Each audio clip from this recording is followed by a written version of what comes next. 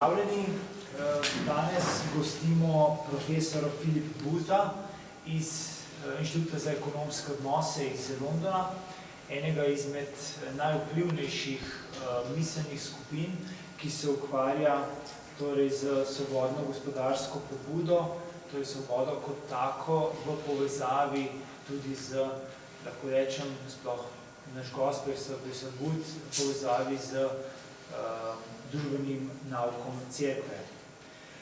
Gost bo danes spregovoril v svojem nagovoru o resnični krizi Evropske unije, kjer bo dal poudarek tudi na krizo vrednot, krizo kreposti. V svojem predavanju bo razmišljal o tem, da je pravzaprav so se evropske države v zadnjih desetletjih močno zadolževale, postavljale in obremenjevale generacije, ki prihajajo za nami in na to gleda kot na neetično početje. In ravno zaradi tega tudi namen današnjega predavanja z naslovom The EU Real Crisis, The Welfare State. Tako kot običajno, torej sam večer je organiziran z Inštitutom za ekonomske raziskovanje in v partnerstvu z družino, zato tudi ob meni pozdravljam direktorja družine, torej gospoda.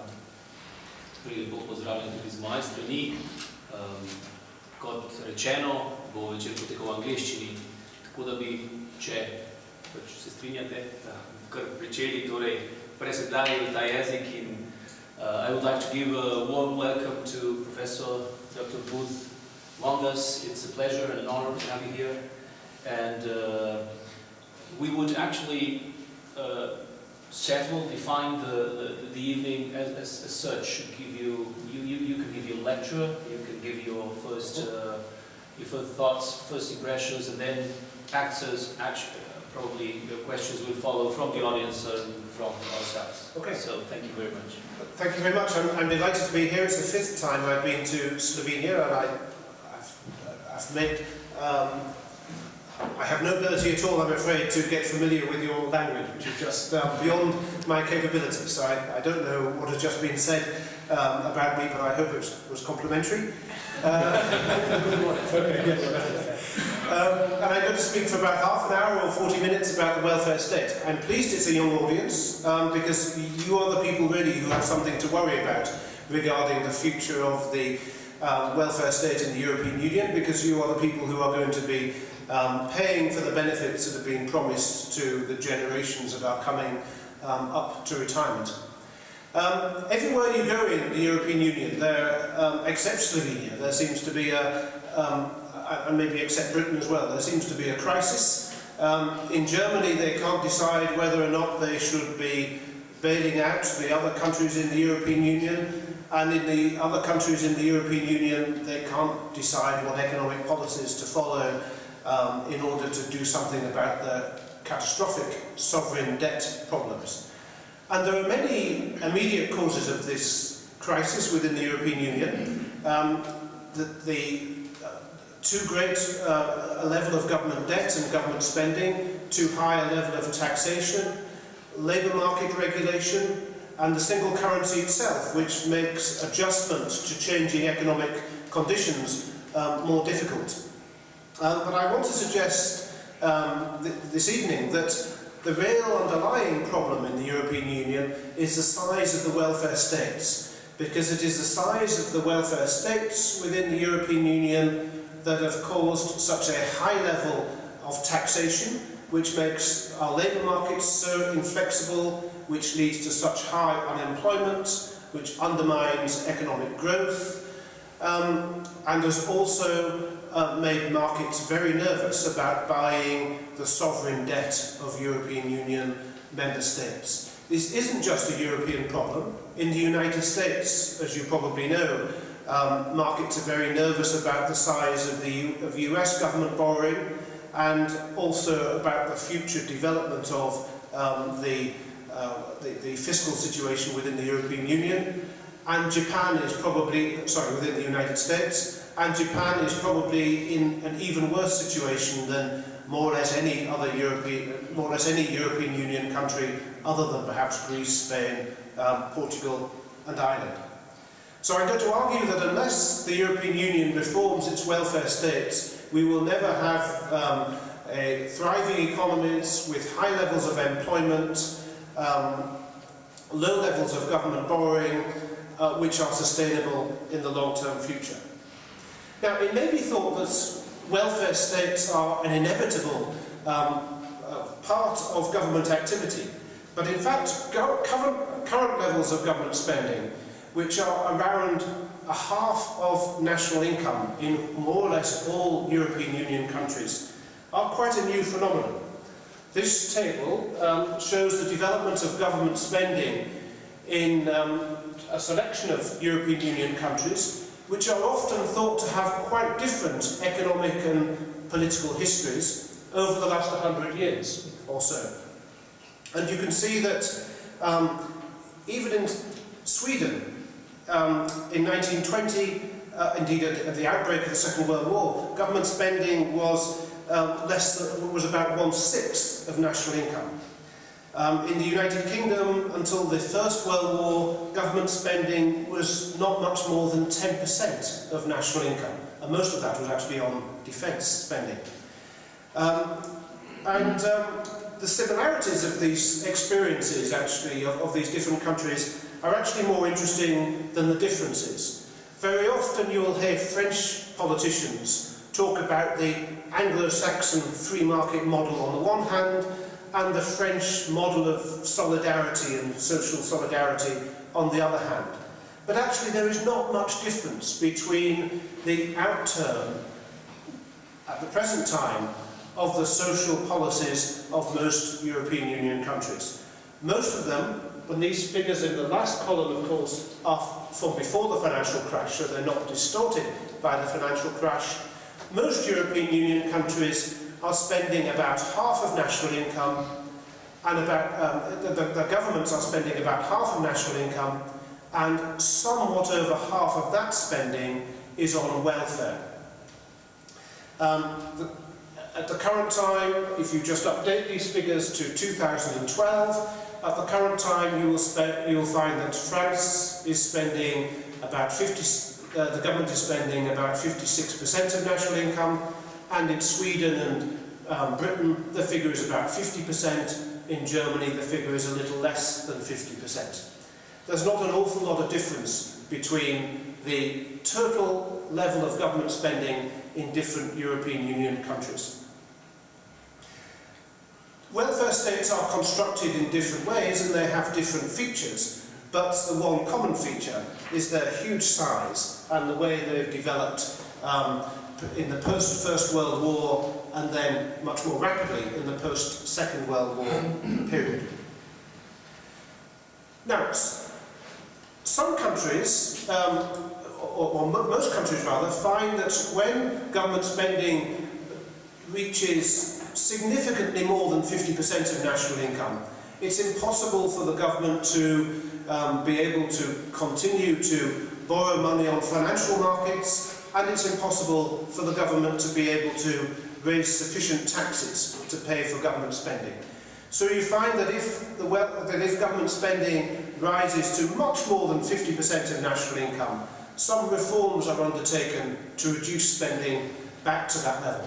So in Sweden, for example, in the 1980s, government spending reached around 70% of national income and then was reduced quite rapidly to its current levels of 50%.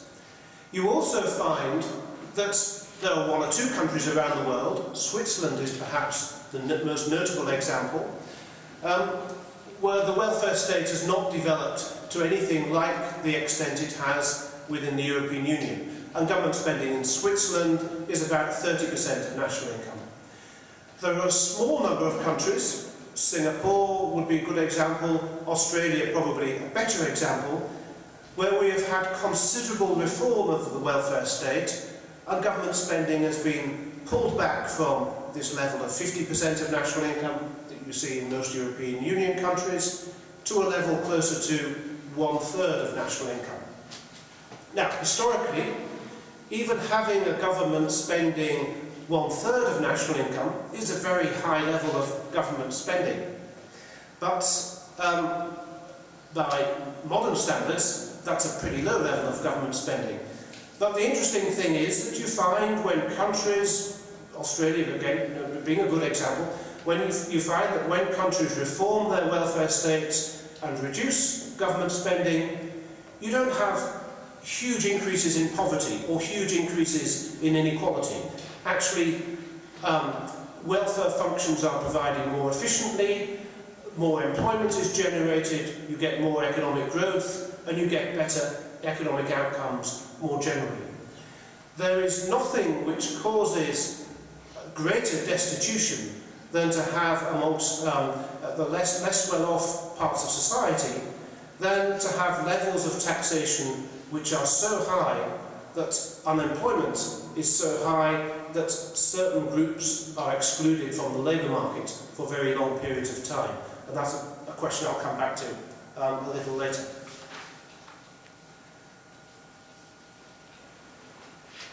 So, just to summarise, the size of the state has grown enormously in the last 100 years and considerably in the post-Second World War period.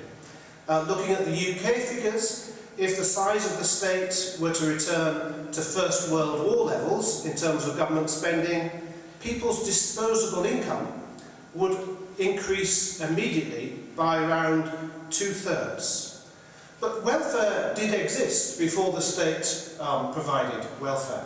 And in fact, in the UK, before the development of the welfare state, about 3/4 of working people had their own health insurance provision. And about 7 million working people, a very high proportion of the working population at that time, were members of private unemployment and sickness insurance schemes. And indeed, when the welfare state was first developed in Britain, although the experience in countries like Germany is a little different, but when the welfare state was developed in Britain, the ambition of those who developed it was not to displace all these private forms of welfare provision that previously existed, but to fill in the gaps and to build upon those private forms of welfare provision. The outturn, unfortunately, though, has been quite different.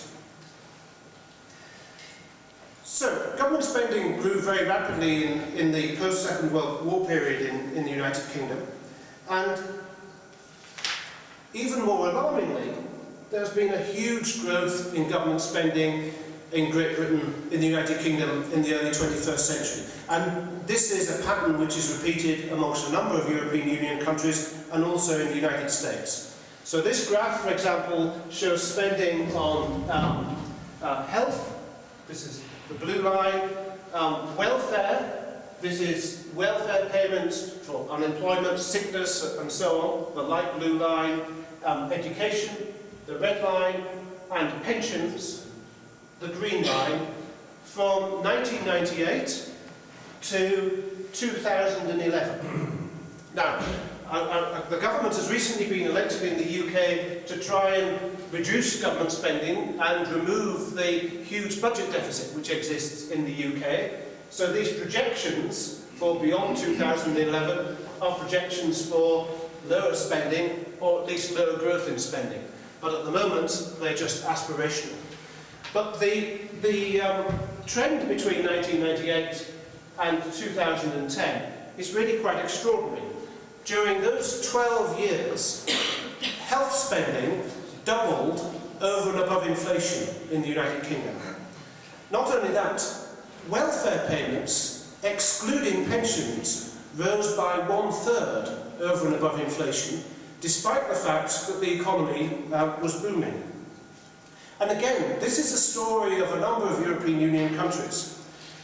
When economies are flourishing, when economies are growing rapidly, the governments tend to increase spending without restraint, at the very time, actually, when welfare spending should be falling. And consideration is only then given to reducing welfare spending when taxation or borrowing levels become unsustainable, as they are currently in so many European Union countries. Now, what are the outcomes? What are the outcomes of this high level of government spending, and in particular this high level of welfare spending? Well, the first outcome is that the state crowds out private mechanisms for providing for welfare needs, private health provision, private education, and so on. I'm speaking, for example, at the moment, of the invitation of a private university.